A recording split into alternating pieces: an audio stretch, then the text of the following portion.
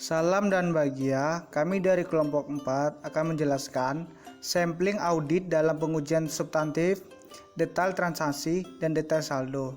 Sebelumnya, saya akan memperkenalkan anggota kelompok kami dengan saya sendiri, yaitu Benget Sardo Sinaga dengan NIM 2019-017138. Yang kedua yaitu Firdawati dengan NIM 2019-017124. Yang ketiga Adela Afrilia Putri dengan NIM 2019-017146. Yang keempat yaitu Cindy Pratiwi dengan NIM 2019-017153. Dan yang terakhir yaitu Mai Adiati dengan NIM 2019-017160. Yang pertama yaitu sampling representatif. Sampling representatif adalah sampel yang mempunyai karakteristik yang sama dengan karakteristik populasi. Jenis resiko sampling yaitu ada dua, resiko non-sampling sama resiko sampling. Nah, resiko non-sampling itu suatu audit tidak mengungkapkan adanya penyimpangan dalam sampel. Dan resiko sampling itu resiko auditor mencapai suatu kesimpulan keliru karena sampel tidak mencerminkan populasi. Nah, penyebabnya yaitu ada dua. Pertama adalah auditor gagal untuk mengetahui adanya penyimpangan karena tidak memahami apa yang dicari. Yang kedua, tidak efektifnya prosedur audit. Dan cara mengontrolnya ada dua juga. Yang pertama, mengubah ukuran sampel. Yang kedua, menggunakan metode yang tepat untuk memilih unsur sampel dari populasi. Selanjutnya yaitu IAI melalui standar profesional angkutan publik seksi 350. Sampling audit adalah penerapan prosedur audit terhadap unsur-unsur suatu saldo akun atau kelompok transaksi yang kurang dari 100% dengan tujuan untuk menilai beberapa karakteristik saldo akun atau kelompok transaksi tersebut. Selanjutnya, metode sampling statistik dan non-statistik. Tahapan sampling statistik dan sampling non-statistik ada tiga. Yang pertama yaitu merencanakan sampel. Yang kedua, memilih sampel dan melakukan pengujian. Yang ketiga, mengevaluasi hasil. Tujuan dari tahapan. Yang pertama, untuk memastikan bahwa pengujian audit dilaksanakan sedemikian rupa sehingga menghasilkan resiko sampling yang diinginkan dan meminimumkan kemungkinan terjadinya kesalahan non-sampling. Yang kedua, pemilihan sampel menyangkut keputusan tentang bagaimana suatu sampel dipilih dari populasi dan auditor hanya bisa melakukan pengujian audit setelah unsur sampel yang dipilih. Terakhir, atau yang ketiga, penilaian diambil dari kesimpulan berdasarkan pengujian audit. Selanjutnya yaitu perbedaan sampling statistik dan sampling non-statistik. Di sampling statistik yaitu menerapkan aturan matematika. Auditor dapat mengkuantifikasi risiko sampling dalam perencanaan sampel dan mengevaluasi hasil. Di sampling non-statistik yaitu auditor tidak mengkuantifikasi risiko sampling. Auditor memilih unsur-unsur sampel yang diyakininya membenarkan informasi dalam situasi yang dihadapi dan mencapai kesimpulan tentang populasi. Perkenalkan, nama saya Firawati, NIM 2019-017124. Saya akan menjelaskan yaitu pemilihan sampel probabilistik dan non-probabilistik. Probabilistik yaitu auditor memilih unsur-unsur sampel secara acak, di mana setiap unsur populasinya memiliki probabilitas yang dapat dimasukkan dalam sampel. Berikut non-probabilistik, yaitu auditor memilih unsur sampel dengan menggunakan pertimbangan profesionalnya. Selanjutnya, metode pemilihan sampel probabilistik ada 4. Yang pertama itu pemilihan sampel acak sederhana. Yang kedua, pemilihan sampel sistematik. Yang keempat, pemilihan sampel probabilitas proporsional dengan ukuran. Yang keempat, pemilihan sampel berjenjang. Selanjutnya, metode pemilihan sampel non-probabilistik ada 3, yaitu pemilihan sampel langsung, yang kedua pemilihan sampel blok, yang ketiga pemilihan sampel sembarang. Selanjutnya, pemilihan sampel langsung ada 3, yaitu unsur yang paling mungkin berisi kesalahan penyajian, yaitu auditor mengidentifikasi unsur populasi yang paling mungkin berisi kesalahan penyajian. Yang berikut unsur yang berisi karakteristik populasi terbaru, yaitu Auditor memilih unsur karakteristik populasi yang berbeda sehingga bisa merancang sampel yang representatif. Yang berikut unsur bernilai rupiah besar, yaitu memilih suatu sampel yang mencakup sebagian besar dari total rupiah dapat mengurangi resiko menarik kesimpulan yang tidak tepat. Selanjutnya, pemilihan sampel blok, yaitu dapat diterima apabila jumlah blok yang digunakan cukup banyak. Apabila hanya sedikit blok, maka angka probabilitas untuk mendapatkan satu sampel yang tidak representatif akan terlalu besar. Selanjutnya, pemilihan sampel sembarang. Pemilihan unsur tanpa satu bias yang disadari auditor. Auditor memilih unsur populasi tanpa mempertimbangkan ukuran, sumber, atau karakteristik pembeda lainnya. Selanjutnya, perbandingan antara sampling audit untuk pengujian substantif dan sampling audit untuk pengujian rinci saldo. Jenis pengujiannya ada dua, yaitu pengujian substantif transaksi dan pengujian rinci saldo. Untuk pengujian substantif transaksi, apa yang diukurnya yaitu efektivitas operasi pengendalian internal dan kebenaran rupiah transaksi dalam sistem akuntansi. Yang berikut pengujian rinci saldo, apa yang diukurnya yaitu apakah jumlah rupiah saldo akun mengandung kesalahan penyajian secara material. Selanjutnya, sampling statistik. Ada 14 langkah yang diperlukan dalam sampling audit untuk pengujian atas rincian saldo. Yang berikut merencanakan sampel. Yang pertama, menyatakan tujuan pengujian audit. Yang kedua, memutuskan apakah audit sampling bisa diterapkan. Yang ketiga, merumuskan kesalahan penyajian. Yang keempat, merumuskan populasi. Yang kelima, merumuskan unit sampling. Yang keenam, menetapkan kesalahan penyajian bisa ditoleransi. Yang ketujuh, menetapkan resiko bisa diterima untuk keliru menerima. Yang kedelapan, menaksir kesalahan penyajian dalam populasi. Yang kesembilan, menentukan ukuran sampel awal. Yang berikut memilih sampel dan melaksanakan prosedur audit. Yang ke-10 memilih sampel. Yang ke-11 melaksanakan prosedur audit. Yang berikut untuk mengevaluasi hasil. Yang ke-12 itu generalisasi dari sampel ke populasi. Yang ke-13 menganalisis kesalahan penyajian. Yang ke-14 memutuskan akseptabilitas populasi.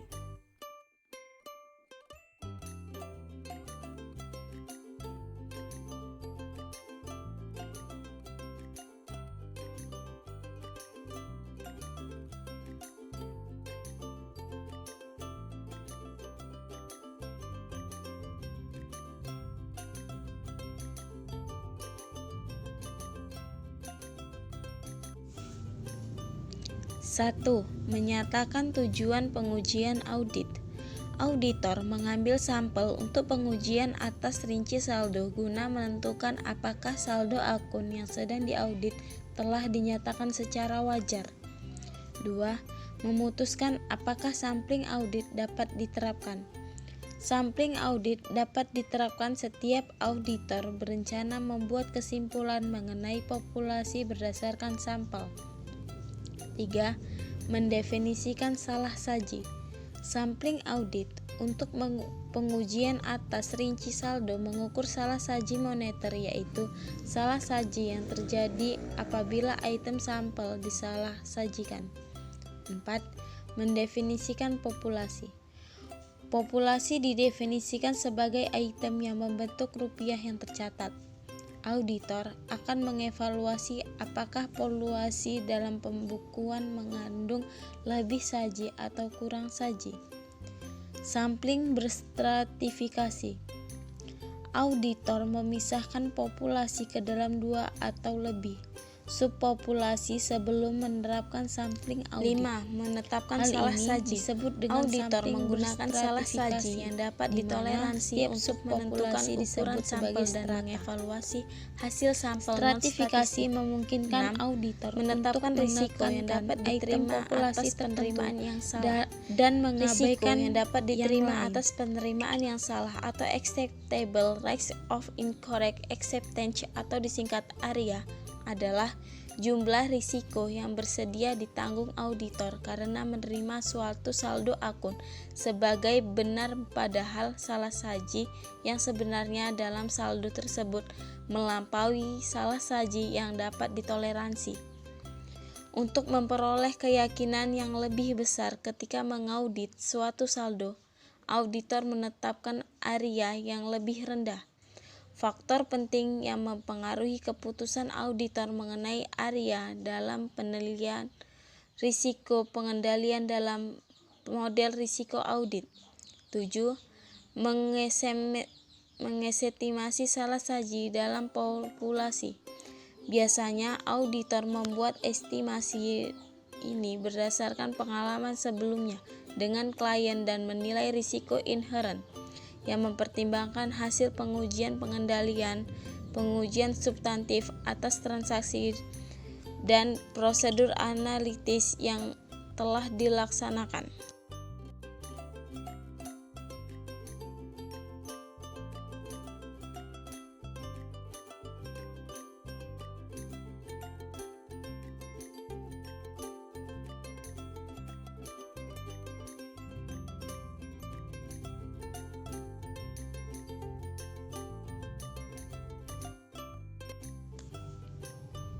Delapan, menentukan ukuran sampai awal.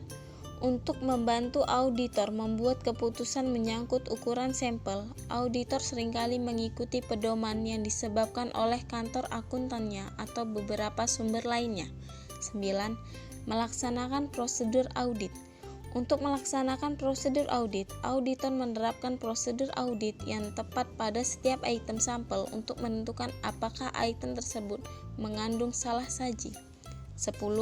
Menggeneralisasi dari sampel ke populasi dan menentukan akseptabilitas populasi.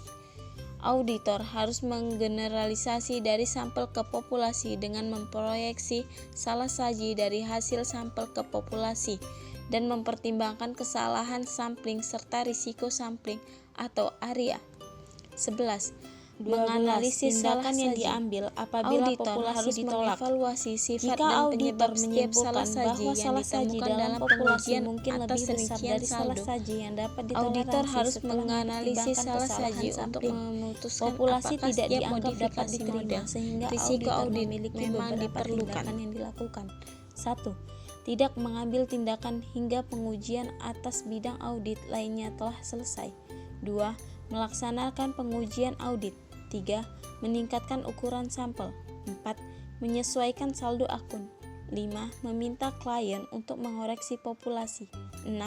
Menolak untuk memberikan pendapat wajar tanpa pengecualian. Sampling Unit Monitor.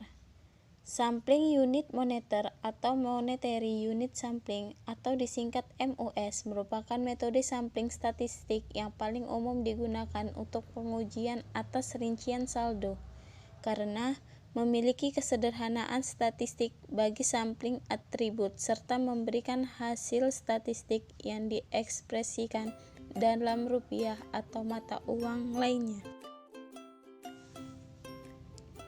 Generalisasi dari sampel ke populasi dengan menggunakan teknik MUS. Tanpa memandang metode sampling yang dipilih, auditor harus menggeneralisasi dari sampel ke populasi dengan 1. Memproyeksi salah saji dari hasil sampel ke populasi. 2. Menentukan kesalahan sampling yang terkait.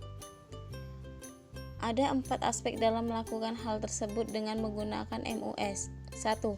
Tabel sampling atribut digunakan untuk menghitung hasil. 2. Hasil atribut harus dikonversi ke dalam rupiah. 3. Auditor harus membuat asumsi mengenai presentasi salah saji setiap item populasi mengandung salah saji. 4. Hasil statistik yang diperoleh jika menggunakan MUS disebut sebagai batas salah saji.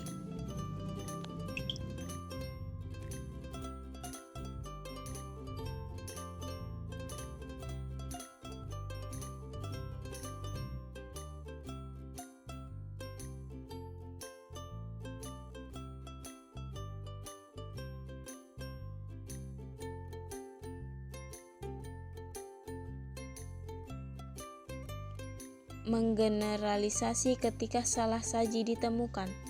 4 aspek dalam menggeneralisasi dari sampel ke populasi, tetapi penggunaannya telah dimodifikasi sebagai berikut. 1. Jumlah lebih saji dan kurang saji ditangani secara terpisah dan kemudian digabungkan. 2. Asumsi salah saji yang berbeda dibuat untuk setiap salah saji, termasuk salah saji 0. 3. Auditor harus berhadapan dengan lapisan cure dari tabel sampling atribut. 4. Asuransi salah saji harus dikaitkan dengan setiap lapisan. Selanjutnya, hubungan model risiko audit dengan ukuran sampel untuk MUS. Sampling Unit Moneter atau MUS memiliki sedikitnya 4 fitur yang menarik bagi auditor. Yang pertama, MUS secara otomatis akan meningkatkan kemungkinan memiliki item dolar yang tinggi dari populasi yang sedang diaudit. Hal tersebut karena unsur-unsur semacam itu pada umumnya mencerminkan risiko kesalahan penyajian material yang paling besar. Yang kedua, MUS dapat mengurangi biaya pelaksanaan pengujian audit karena beberapa item sampel akan diuji sekaligus. Yang ketiga, MUS mudah diterapkan. Sampel unit moneter biasa dievaluasi dengan menggunakan tabel yang sederhana, mudah untuk diajarkan dan diawasi penggunaannya. Yang keempat, MUS menghasilkan kesimpulan statistik dan bukan kesimpulan non-statistik.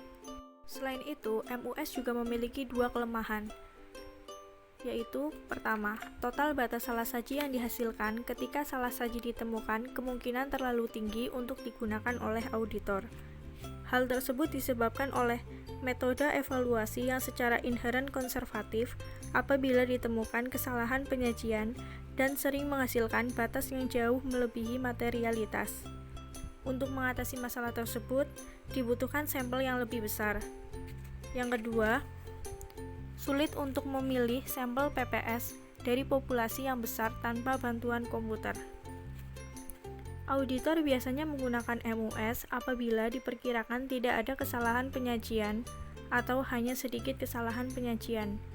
Diinginkan hasil dalam bentuk rupiah dan data populasi disimpan dalam file komputer. Sampling variabel. Sampling variabel adalah metode statistik yang digunakan oleh auditor. Sampling variabel dan sampling non-statistik untuk pengujian atas rincian saldo memiliki tujuan yang sama, yaitu mengukur salah saji dalam suatu saldo akun. Jika auditor menentukan bahwa jumlah salah saji melampaui jumlah yang dapat ditoleransi, mereka akan menolak populasi dan melakukan tindakan tambahan. Selanjutnya, ARIR atau Acceptable Risk of Incorrect, atau risiko yang dapat diterima atas penolakan yang salah. ARIR adalah risiko statistik bahwa auditor telah menyimpulkan mengandung salah saji yang material, padahal sebenarnya tidak. ARIR hanya akan mempengaruhi tindakan auditor jika mereka menyimpulkan Ilustrasi bahwa penggunaan populasi estimasi dinyatakan perbedaan secara wajar. atau selisih. Jika Ada auditor beberapa menemukan tipe suatu sampling saldo variabel tidak yang bisa dinyatakan secara diterapkan wajar, dalam mereka pengauditan pada umumnya akan situasi yang meningkatkan berbeda-beda. ukuran sampel atau Untuk melaksanakan mengilustrasikan pengujian konsep lainnya. dan metodologi sampling ARIR baru variabel, dianggap penting kita jika telah memilih diperlukan biaya estimasi yang tinggi selisih untuk atau meningkatkan perbedaan ukuran sampel dengan atau menggunakan melaksanakan pengujian hipotesis lainnya. karena relatif sederhana. Apabila metode ini dipandang bisa dipercaya pada suatu situasi tertentu, kebanyakan auditor lebih suka menggunakan pada metode sampling yang lain.